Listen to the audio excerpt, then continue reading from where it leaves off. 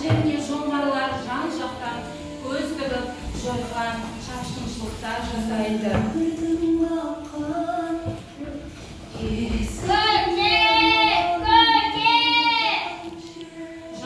Жоңғар шапқыншылары бала бейбарысты тұтқынға алып Мысыр еліне аттанады.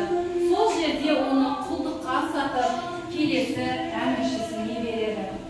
Ол жақта да бала бейбарыс батырлық танытып, жауынгерліктің қыр-сырын меңгеріп, мәмлүктер отрядында барлық жауынгерліктің қыр-сырын меңгереді.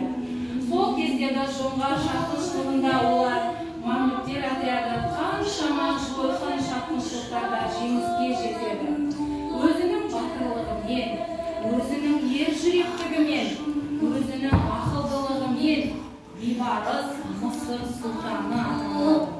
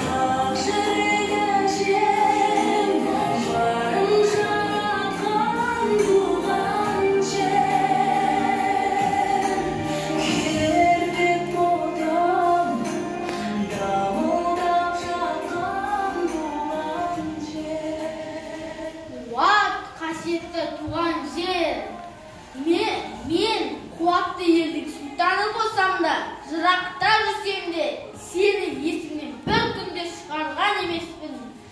Мына жусанның иісі, менің туған жерімнің иісі. Осы жусанды естігенде ғана саған деген сағынышым басылады.